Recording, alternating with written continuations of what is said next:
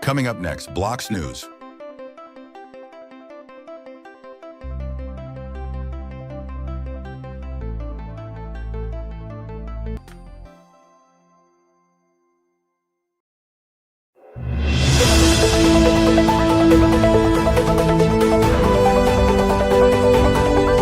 Hey, I'm Dave Bazuki, CEO and founder at Roblox, and you're listening to Tech Talks, where we dive into everything Roblox. Today, we have an amazing program. We have Nick Torno, SVP Engineering for Creator Tooling and Engine on Roblox.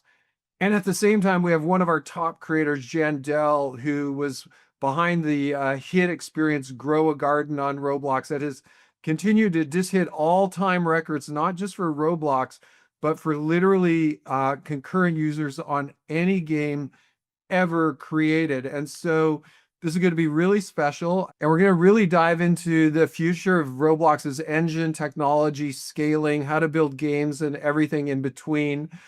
So first, would like to welcome everyone. First, Nick, great to have you here. Welcome.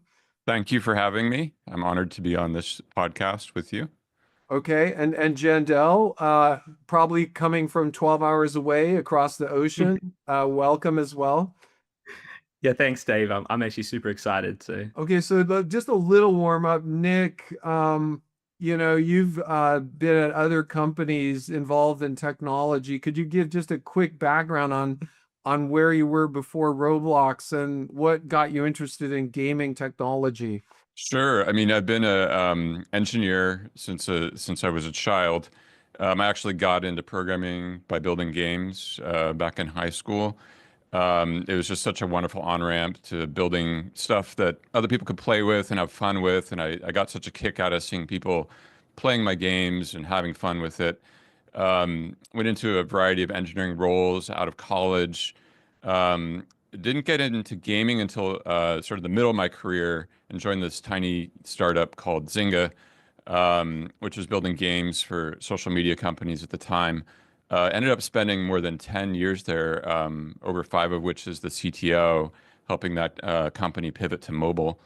After Zynga, I went to Twitter and ran infrastructure and platform at Twitter for about 4 years. And then I made the transition to Roblox about 3 years ago, which is really sort of bringing those two things together, the infrastructure, the scale, and the game platform creation that is Roblox. And arguably, when you were at Twitter and now X, probably a pretty good lens on the power of social and community as well. I went straight to the question, Nick, of trying to guess when you were in high school, what language you were using to make your games. Top candidates would be C++, Assembly, Basic, Pascal, Logo, or others. Where were you? I was programming in Turbo Pascal, so you got it. Okay. So the first version of interactive physics that we worked on was in Pascal as well. Turbo Pascal was a high performance Pascal compiler, I think from Borland in Scotts Valley, if you can remember way back to, I think, Philippe back then. Okay, and then so Jandel, how many games have you dabbled with or played with on Roblox, if I could ask, before Grow a Garden? Yeah, I mean, so I played a lot of games. I think probably more than anyone on Roblox. I probably play every game that comes out, that gets above 10 million plays. I kind of make it my mission.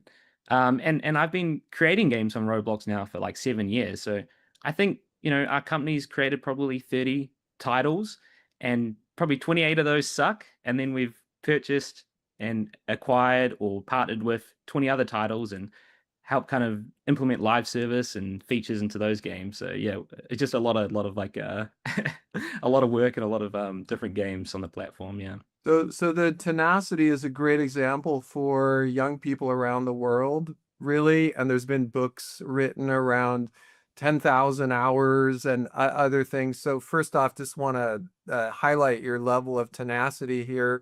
The other thing I want to highlight is behind the scenes. I know Grow a Garden was in its rough form when you found it and acquired it. And without sharing the terms of the deal, I do want to highlight that it felt really like a win-win for you and the creator. So there's a lot of good karma around that. So for those in the audience, obviously the game is about growing a garden, but could we go a layer below that and really like how do you grow your garden and why do people keep playing it all the time?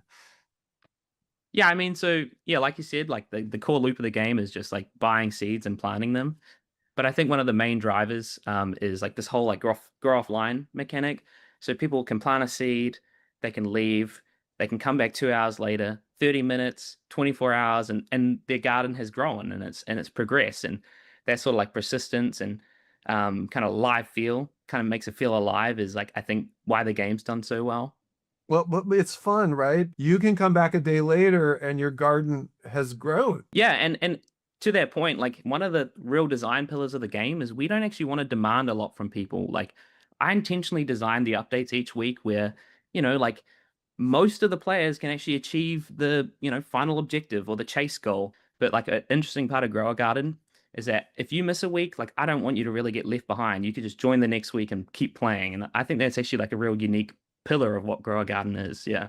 So that's a great pillar in a way, reducing the stress, which you call grinding, just to make it almost welcoming to come back after 2 weeks if you Yeah. want. A couple other fun things, maybe for the viewing audience. Some of the older listeners may have been on Facebook in the very early days of social gaming with Zynga, where Nick worked. And there were some asynchronous games back then that didn't have as many people. One called Farmville. Is there any connection, do you think, to any of those ideas? But it's super funny. Like, obviously, we partnered with the original creator, and he's quite young. He's 16. And when I first reached out to him, I was like, "Yo, like you've been inspired by Farmville," and he actually replied with like, "What's that?" And it was like mind blowing to me because that was like one of the biggest things in when I was around his age. Like, I loved Farmville. So yeah, there's definitely been some inspirations from my design, but the original creator didn't even know what the game was, which is like That hilarious to think. that Yeah. almost sounds like simultaneous evolution where there's a fish in one lake that evolved in a certain shape, and then we go to another continent, we find without any connection a fish that evolved this same way. And then finally, Jandel, I want to just highlight something that a lot of people miss on a platform like Roblox, where last weekend we hit over 45 million concurrent users. There's something really satisfying about in the traditional gaming market, thinking one of the top experiences on Roblox is about growing a garden. No one would have ever predicted that 3 years ago if they looked at just what typical games are about. So thanks for that as well. Yeah, it's super awesome. I think as well. Like it's kind of a testament. Like on the weekends, right? Like people make it a whole family thing. Like I see all these TikToks of like mums, dads, kids, like all like coming and attending the events, and they'll say like, "Oh, we missed soccer this week because we wanted to go to Grow a Garden." I think it's pretty funny. So yeah, it's really cool. Yeah, I will highlight when I was growing up, Saturday morning was about watching TV for 3 hours. Arguably, that's the new event for Saturday mornings. Okay, so let's take a big step back, and then I'm going to plop a big fun question. So first, Nick, let's talk about creator engineering and the engine engineering org, and like, what's the big mandate? What are you trying to build, and how does it fit into what we're trying to do at Roblox? Sure. I mean, we believe in the creation of anything, anywhere by anyone. And what this means is if you can imagine something, you should be able to build it on Roblox and sort of share that with the world. It's a really challenging mission, but at the same time, it's full of energy. When you think of someone like Jandel, with the ideas he has, I don't know how you come up with those ideas every week, but we want Jandel and creators all over the world to just be able to have those ideas and then just share them with the world Saturday morning or whenever they choose, and try to take care of as much of the basic blocking and tackling and the scaling of the infrastructure as we can, such that Jandel can get right back to work on what's up for next week. Now, I want to highlight how difficult the creator and engine technology, as well as infra AI and many other groups, have it at Roblox.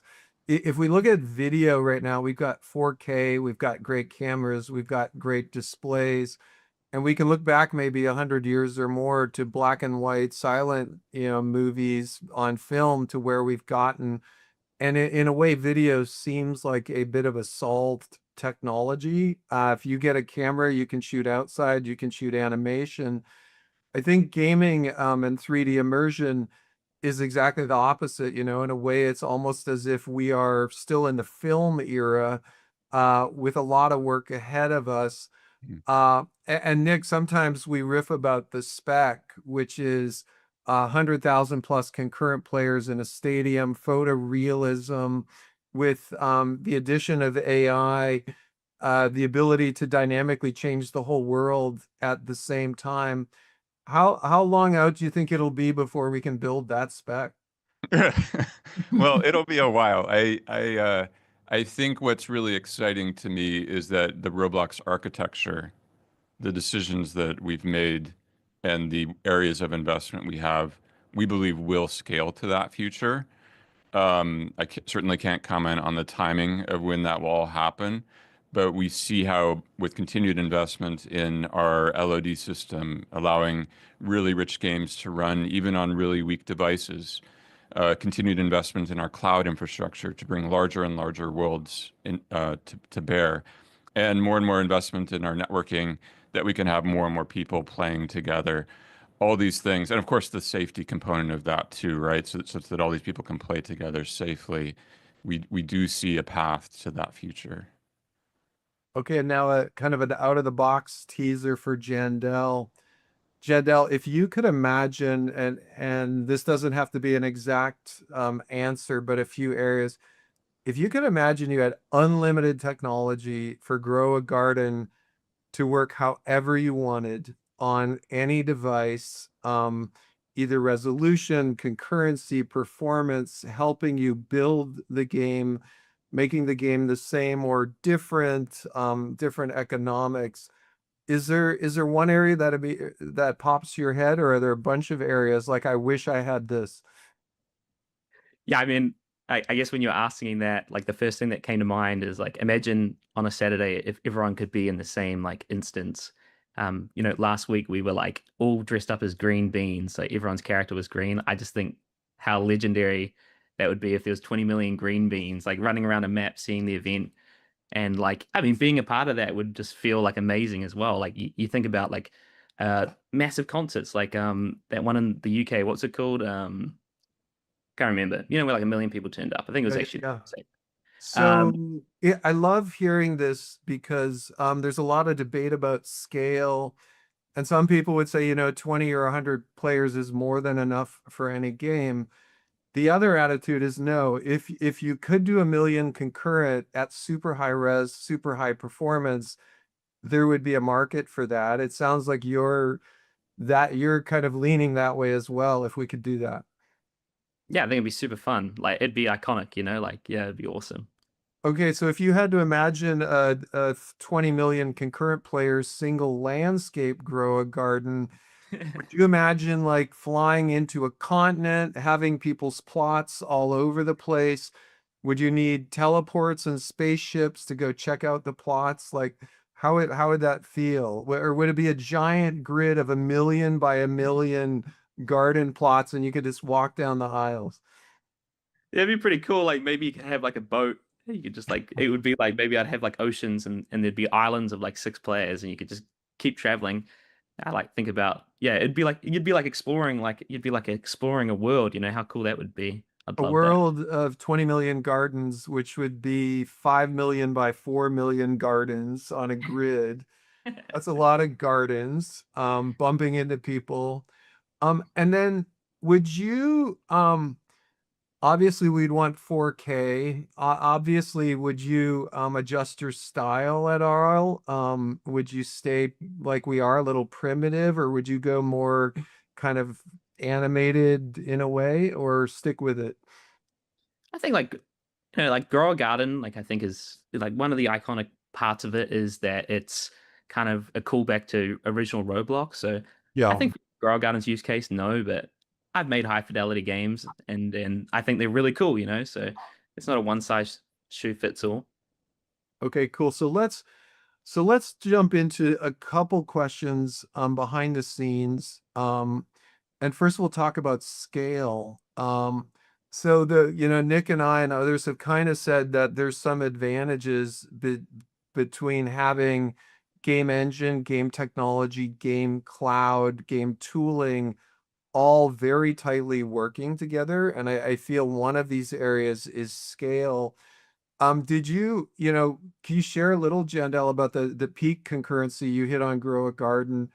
And then also I'm curious if you expected that to be possible, or did you think Roblox would blow up when you hit that number? Well, I can definitely tell you I didn't think it was possible. I can remember when the game first hit 2 million players, and I was like, oh, damn, is the website going to crash? And then a month later, the website's at 22 million. So, yeah, the answer is definitely no. And yeah, it's been pretty crazy. As we've been hitting these higher concurrency numbers, there is a lot going on behind the scenes. We're obviously balancing our bare metal kind of standard level of compute with burst mode. Could you share a bit about the scaling behind the scenes, server replication, load balancing, other things that we're doing to handle this? Yeah, of course. I mean, so we try at Roblox to anticipate the scaling that we'll need for this platform. And so there's a lot of work that happens behind the scenes just on an ongoing basis about how fast are we growing? What do we think we'll need for the summer, for the fall, for the winter?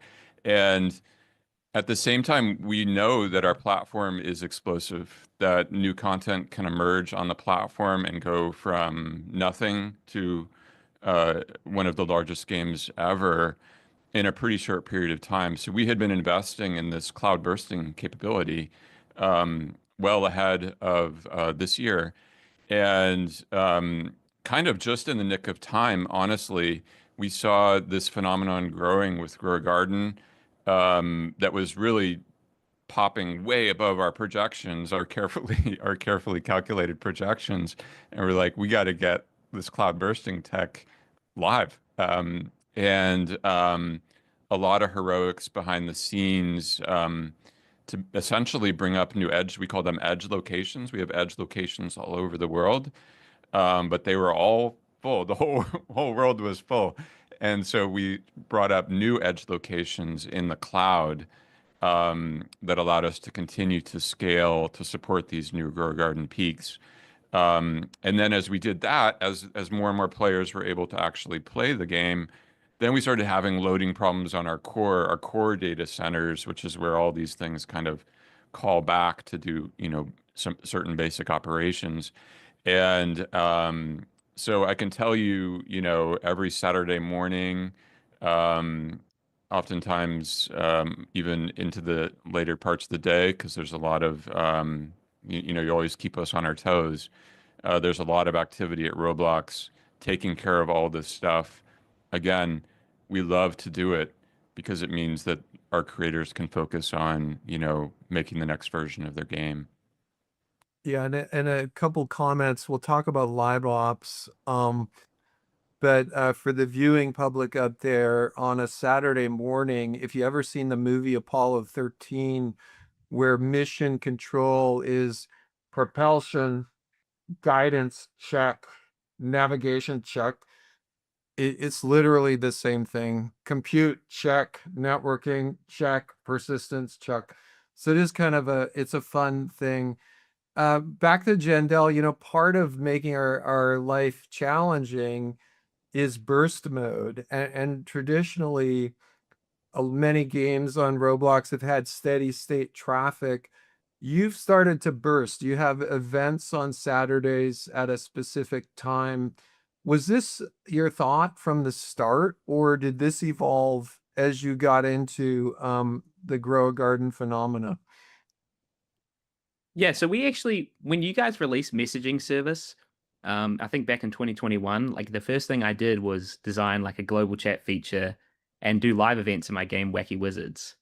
And I kind of saw like the essence of like how effective it was. And I remember saying to our company, like, when we get a game with good retention, like it's gonna go bananas, you know. So I think it was like a little bit pre-planned, and yeah, I guess the application into Grower Garden and how successful it was shocking, but yeah, it was awesome. We would like to make a native system where your avatar can show up and be in every place at the same time, and interact with everyone and possibly even talk with all of them. Having you and Travis in a real-time avatar, communication in every instance of Grow Garden, I think would blow people's minds. I'd love that. Yeah, please bring that.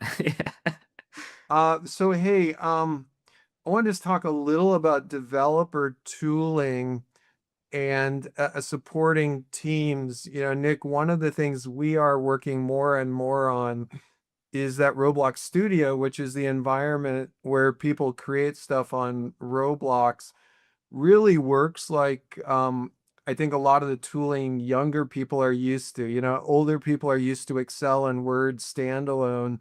Younger people were used to Sheets and Docs, multiplayer, real-time collaboration. Can you share a little of what the complexity is behind making Studio really a real-time collaboration tool? Yeah, totally. I mean, I think you think about the real world, and we take so much inspiration from the real world across Roblox. But you think about the real world, people work in parallel. I work on certain things, you work on other things at the same time. And that works because we're in different spaces, and that's kind of what we hope and what we invest in that allows large teams to build on Roblox, where a single world, you can have multiple creators active at the same time, maybe creating some 3D objects. Maybe someone else is working on textures or what's in the sky, and someone else is working on some code, some behaviors. There's a lot of challenges inherent in this in terms of what if we start editing the same thing. And so we take more inspiration from something like a Google Docs to hark back to your analogy with, Microsoft Word or whatnot, in which you can sort of see live updates from your collaborator. So for instance, in Studio, if you're editing code, it is essentially a Google Docs like experience, and you can kind of like correct what your partner's doing in real time. And that's sort of directionally where we see all creation happening on Roblox over time, including 3D objects. Now, before we jump to Jandel and talk about a specific situation, there's a really interesting byproduct of moving to a real-time multiplayer cloud-connected development environment, and that is scale as well. And just as we talked about 100,000 players, when we imagine working on a game or experience where it's happening in something like the state of California, it's really impossible to load the state of California in a 3D world on a PC, but it's not inconceivable where 100 developers with a cloud connected, 3D studio could work on the state of California all together. Okay, Jandel, so for you, we know you have, not thousands of developers. You've gotten a lot done with we think still under 100 developers or engineers. Could you just give us a little hint about how you work? And just as I asked in the fantasy for Grow a Garden, is there some area we could do more or better on our developer tooling for you? It's funny, like I think one of the like mantras of our company is I really, really care about velocity of development. And ironically enough, I think like Roblox native tools are the fastest tools to use. We actually don't use like external IDEs or many third-party tools at all, because like all I care about is just the speed of how fast we can get a feature shipped. And it's super ironic. Like I think we're now like 30 engineers like on Grower Garden. When we had 10 engineers, like I didn't even have drafts enabled, because when someone had a bug, like I wanted the rest of the team to be on them to fix it. But obviously once we've got to 30 people, we can't have like a million bugs blocking the whole team. So we've enabled drafts. But yeah, I think Roblox Studio tools like work really well for how quickly you have to develop on Roblox. Well, you're so kind. Obviously, there's a lot of small little things that you're not sharing right now, and we appreciate that. We Well, are I Yeah. will add, sorry to interrupt. We actually have built some plugins that um will automatically like check commits and like add them into a Git repo. So we still have a lot of the external tooling, but like I don't have anyone else use that except for like our CTOs or like engine leads or sorry, team leads to kind of review people's work. But yeah, we don't have like half the company using it. There's a bit of a metaphor in that if the tooling is fast enough and vertically integrated enough, rather than a complex work stream, you can just go and fix something. It's a little akin to, I feel, pick a shopping product like Amazon. Those have gotten efficient enough now, for me at least, rather than keeping a list of things I need to go purchase, I purchase on the spot and just fix it or purchase it immediately. And so there's a lot less cognitive overhead. And I hope we're working in that direction for you as well. Um, okay, so another thing that's really big, and Nick, maybe you can comment on this, is this quest for photorealism and higher fidelity. In the traditional gaming space, games are looking more and more beautiful. They're ginormous. They can be hundreds and hundreds of megabytes of downloads and into the gigabytes and a lot of assets. And we've given you and many of the teams the goal of doing three things at the same time. Beautiful looking games with super high resolution, uh, having the same experience run on 2 gig RAM Android, and joining the experience instantly rather than downloading. Like, how is this possible? Yeah. Um, well, I mean, I think you start to piece it apart. You look at traditional gaming engines, as you said, they craft the highest fidelity version. You got to pick your platform because that's part of that, right? Like with the assets you build, the type of game you craft, you're like, well, I better pick my platform. Do I want this to be on PCs and does it have to be super high-end PCs with GPUs that are capable of it? And then you have to build the assets that kind of like jive with that platform choice. You got to bundle it all. You got to ship all that stuff together as a big giant download. That's kind of the traditional gaming approach to this. But you piece that apart and you say, well, why on each of those different things? Like, what would it look like to not have to pick your platform? What would it look like to not have to craft your assets specifically for that platform? What would it look like? Is it possible for there to be a game platform in which you simply create? You simply create, and we make it work on any platform. We use LOD systems, which could be down-resing or up-resing of those assets to target that platform. And what if we streamed all of the content to the device? So there was no download. You would just join and we would go, oh, you're on a low-end Android device. Let's start getting you the right assets for that. Or you're on a high-end PC. Let's start getting you the assets for that. And I mean, I think this set of decisions that have been made as relates to the Roblox platform really do open the aperture for this sort of thing to continue, in which if you're on a very high-end gaming PC and there's people that have that, the Roblox engine should just flex up into that. Um, and that would be the lighting system, that would be the assets, there would just be more resources. And we have this notion of essentially saturating the device, whatever the device is, can we just blow it out to all the corners to give you the most compelling and immersive experience possible on that device? And Roblox is kind of trying to make that happen so the creator again can just focus on the creative vision. Yeah, reminds me a little that before the iPhone shipped, there were desktop websites and there were completely different websites, if you can believe it, like a mobile smartphone website, and they were not unified. And there was a vision with the pinch and zoom on the iPhone that the exact same website could be mobile and desktop. Now, we already asked Jandel, like, if we could get the photorealism and super high res on all devices instantly join whether you would redesign Grow a Garden. And I think the question is, if we did have this, is it a Grow a Garden redesign, or do you start thinking about complementary games that you'd like to build at the same time?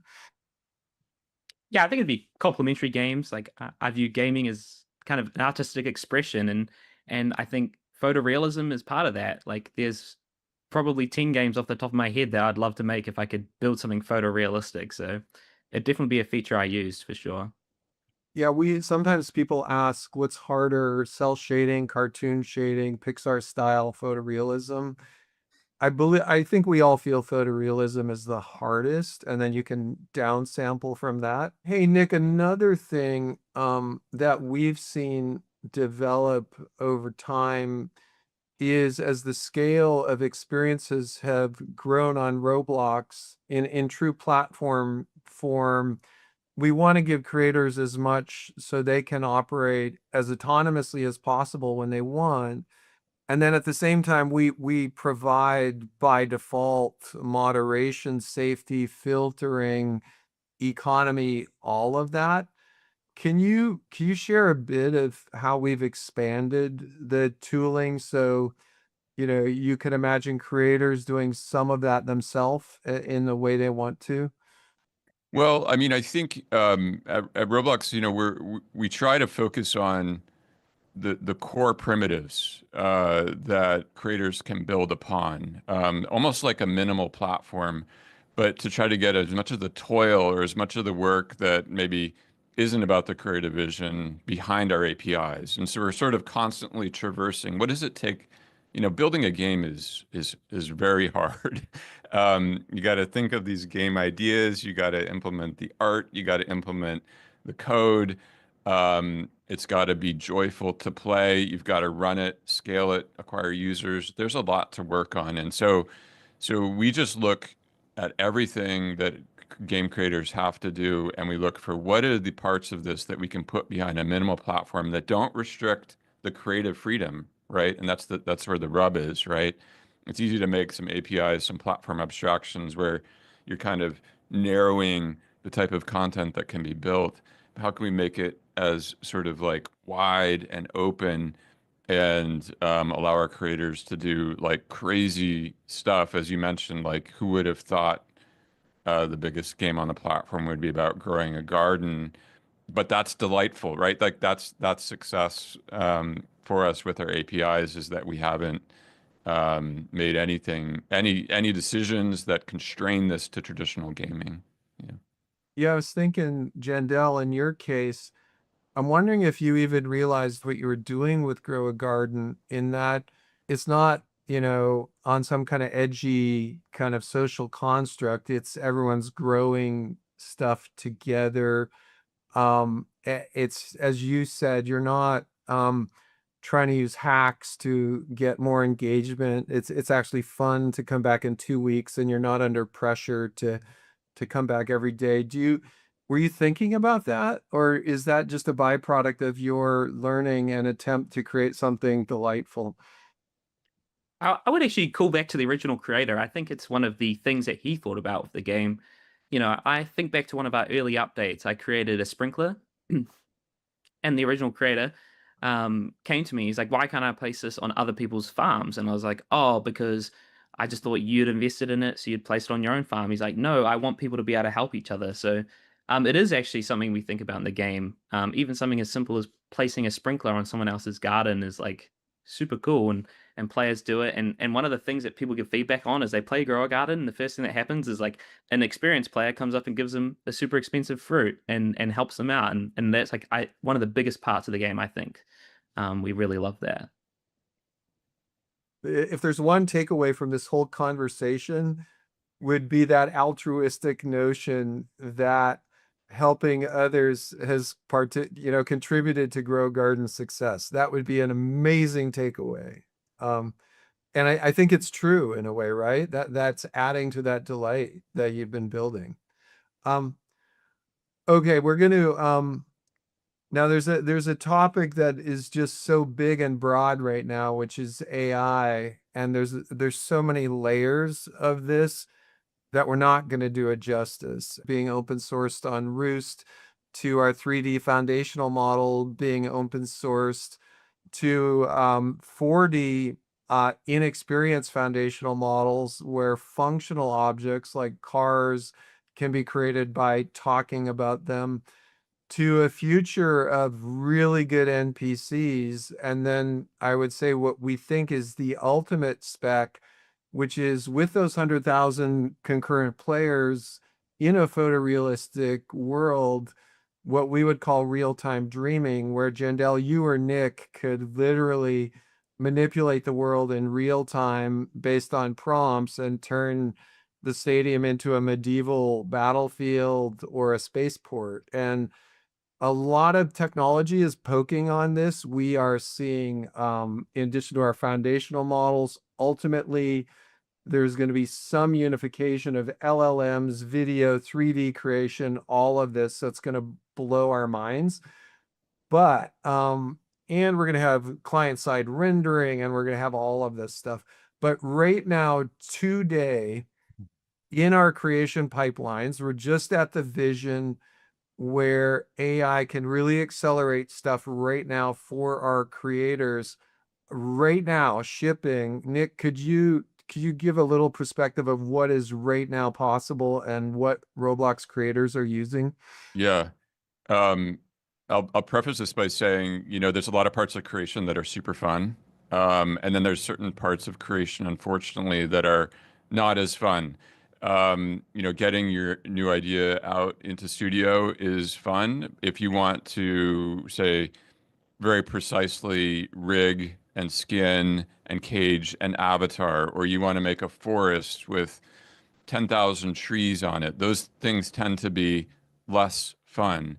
And so we found ways to layer artificial intelligence into studio to sort of make these areas of the creative process, integral parts of the creative process, quite easy.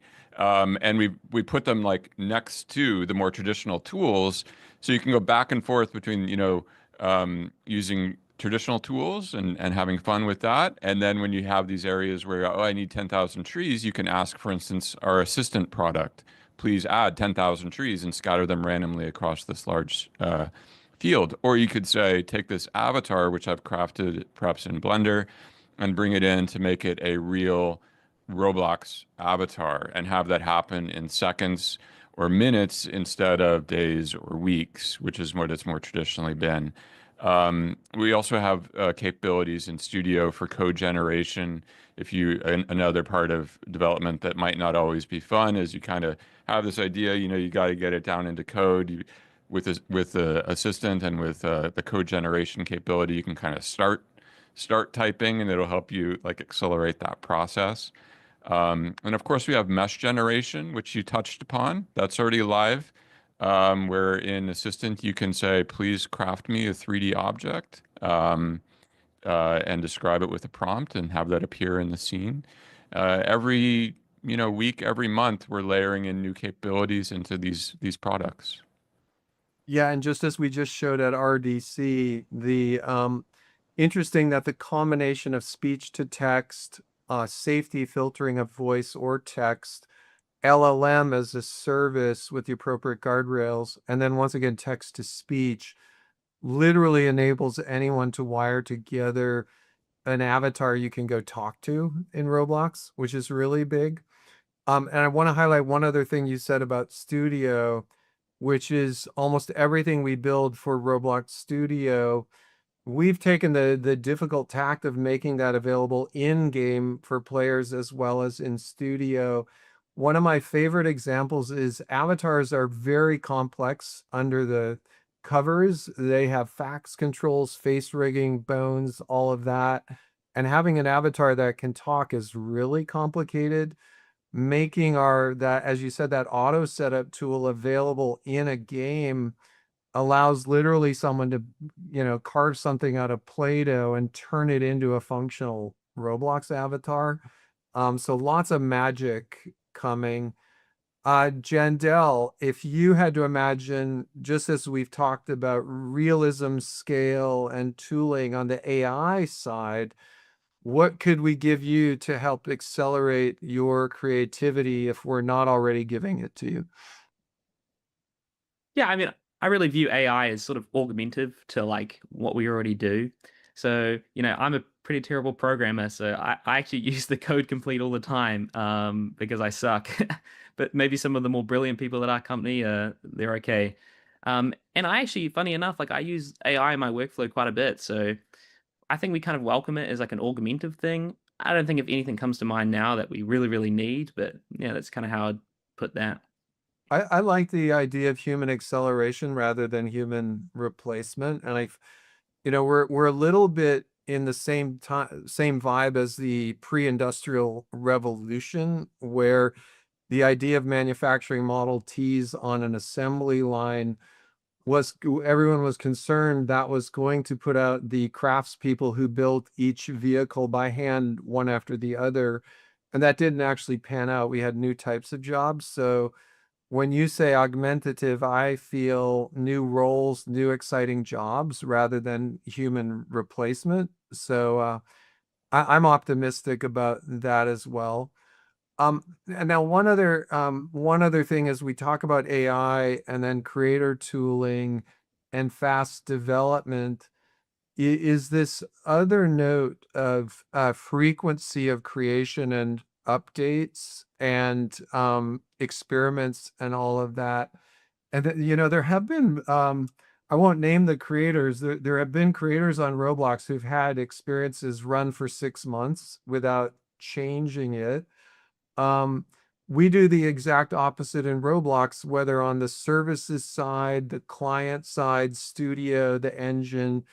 I'm pretty sure all of those things are shipping many times a day now, except for stores that we have to kind of stack them up. And that's it's much better, I believe, to be making small iterative, consistent changes. What's your philosophy been really to updates and improving the game and the speed of deployment, Jendel? Yeah, I mean, I have a pretty brutal look to it. Like I don't think that not updating your game on 6 months on the platform should be rewarded. Like, we update weekly, and we've been doing that for 3 to 4 years now. I found it super effective. It's really, really engaging for all the users. So yeah, that's sort of our philosophy. Like, we love to give kind of smaller updates. Sometimes they're not actually that small, and everyone's just stayed up for like 24 hours to finish it. But yeah, we're really big on the weekly content cadence. I kind of view it like how TikTok, everyone releases so many videos on TikTok. You used to have movies that come out every 12 months, but now on TikTok, people make videos every day. Like, gaming's heading the same direction. Well, if you can believe it, in one of our first companies, our updates happened every 9 months, and an update involved printing a CD-ROM and mailing it. So we're in much better position now. And Nick, as far as helping creators rapidly update, rapidly iterate, can you give a bit of color on some of the things we've done and maybe some things we're thinking about? Yeah, totally. I mean, obviously, Roblox is already a platform made for speed. Um, I always tell people who've never used it before the creator tools that you can just download Studio for free and you can deploy an experience across iOS, Android, Mac, PC, console, VR in less than 30 minutes. And that's just remarkable. I mean, it's crazy to think about. And of course, you can then update it again and push it again. You could do this every 30 minutes. Now, that's one type of speed. That's sort of the serial speed, this ability to push out a new version weekly or whatnot, as Grow a Garden does. Another type of speed that we're investing in is the ability to kind of run experiments. And then you essentially have this parallelism.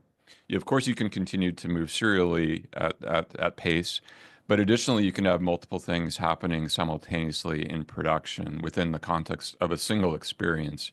And we're accomplishing this with built-in experimentation capabilities in Creator Hub and in Studio. And these will allow you to also control for other factors. So one of the limitations of doing things serially, if you're trying to understand, did this work better or that work better? If you do them serially in time, there's other confounding variables. Whereas if you're able to run an A/B test, you can kind of apply the scientific method, control for those other factors. So we're really excited about what that will do over time for creator velocity. I want to highlight part of this update and experiment tension is one of the most universal tensions, I think, in product design, game design, art, you name it, which is the tension between intuition, vision, and the creation of things that can never be tested, which are topological advances that just it's the newest thing and no one ever imagined it, with the tension of iterative A/B testing and tweaking and tuning and all of that. And if either one of those is over indexed, we get a dystopian effect. And I think, Nick, if you can remember the early days of social gaming, Yeah. I do think there was so much faith in the analytics system. You would just kind of throw a splat on the screen and you would hope you would A/B test it and it would turn into something good. I don't know if you remember that time. Well, I do, and I agree with your characterization. Like you can err on either side. There's so many things. And I think it's an interesting contrast between some of those companies, some of the ways Roblox has been run, which is more vision centric. I think even at Roblox, we do run experiments from time to time. So it's like the right tool for the right job. And we're hoping to bring these additional tools to our creators as well. Hopefully, they'll artfully balance them just as we do. Yeah, I think this is something where it's both. And the most important thing is a level of self-awareness, whether you're building a game, a piece of art, or a company, where you're using vision and intuition and giant big risk change, and where you are using iterative A/B testing and optimization and how to marry those together. And that takes a good balance. I think, Jandel, I'm curious for you. Like, do you do any A/B testing? Because I would love it if you said no and you just said Grow a Garden is the most popular concurrent game in the world, and it's been purely built on feedback and intuition. Well, it's really funny actually. So we did maybe when the game was around 500,000 to a million players, like we did actually use A/B testing. The ironic thing is the game got so big there was actually no solutions for us to A/B test anymore. Like the way game analytics was running the test, like the data was just not actually correct, and then to run the queries on the total number of like entries was just too expensive. So we just stopped doing A/B testing, and it actually did become totally intuition based. And it's funny, like we got really, really smart about gathering player feedback and making inferences on that. And I think it's actually we built like really cool tooling for all of that. And I think it's one of the most amazing things we've done with Grow a Garden is like building out that workflow. I love hearing that a lot because I think it's easy to and once again, in many places it's appropriate to say we're going to A/B test it, but I like not, it's like you're flying without a net. I would say, Nick, I think we would hope to be able to supply an event A/B system for 25 million concurrents over time. Yeah, absolutely. We should be able to help you out if you so choose, James. Yeah, if you Thank God. That'd be awesome. Yeah, thank you. okay. Janelle, one more thought. We talked a lot about Grow a Garden. Is there anything you're thinking about or could imagine that would make Nick nervous if you were to implement it? You don't have to answer Well, that question, Jansen. there's two things. One, I want to turn the server cap up to 6, so there's going to be a lot more gardens in the game. And then secondly, I want to do an even bigger live event with 50 million concurrents. So good luck with that one. All right, bring it on. Bring it on. We like those kind of problems. Like, in a way, we're getting kind of native, authentic stress testing of the whole platform, and we welcome it. Nick, any final things, what's really coming that's really exciting? Do you have a favorite new thing that we're going to pop up on the platform?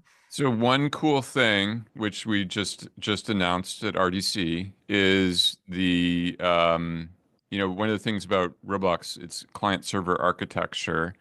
And as you build on the platform, you actually have to spend a fair amount of time and energy deciding what runs on the client, what runs on the server, and making some trade-offs if you want to have what's called server authority or some sort of truly controlled, safe, competitive experience.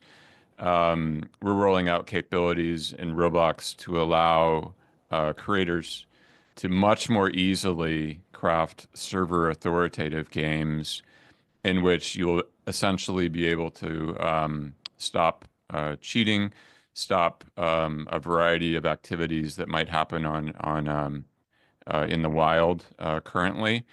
And additionally, we're taking steps or we're exploring ways to make it easier to not have to deal with the client server paradigm, and see if we can handle more of that automatically at the platform level. Yeah, so two hints there. One is programming an experience like Roblox. Most of us just think of this as a big 3D world and we want to write some code against it. And in a way, hiding the very complexity of what code runs server and client side could be one of our, big inventions. So I'd say stay tuned. And then on server authority, for those out there, if you imagine a banking application and you said whatever you do on your own desktop in your own browser is authoritative, you would have people manipulating their bank balance to $1 trillion on their desktop and say that's authoritative. Obviously, banks don't work that way. And the only thing they really trust is what's happening behind their firewall on the server. So there's a lot of tech in being server authoritative, but making your avatar feel responsive at the same time client side. I think what we showed at RDC is like a really great peek at that. Jandel, for Gunfight Arena, do you think it would help to have server authority? Yes. Yeah, I can't say anything other than yes. Yeah, most of our development time is spent on anti-cheat, so please bring it. Yeah. And I would say we do have the metrics, I think, that overall the millions of people on Roblox are happier when they're playing fairly with other people and when playing in an experience with a lot of people using a lot of technology to get an advantage, it's a little less fun. So great, we're deep into that. So wow, so Jandel, I was really actually excited to hear that with all the tech we're building, and such a big focus on supporting a lot of genres, Grow a Garden maybe wouldn't change too much. Which makes me feel like it's a universal thing, except for maybe a mega scale contiguous world. So that was really satisfying. Yeah, no, it's great. Cool. And Nick, thank you for all of the work. Big shout out to everyone working on the Roblox engine, Roblox creator tooling. Just an enormous amount of fastidious work up and down the stack, and appreciate you being here to represent the amazing teams within Roblox. It was great fun. Thanks for having me. So Nick and Jandel, thank you so much. This has been an amazing episode of Tech Talks. Looking forward to seeing you all next week. Thanks again. I'm Dave Bazuki.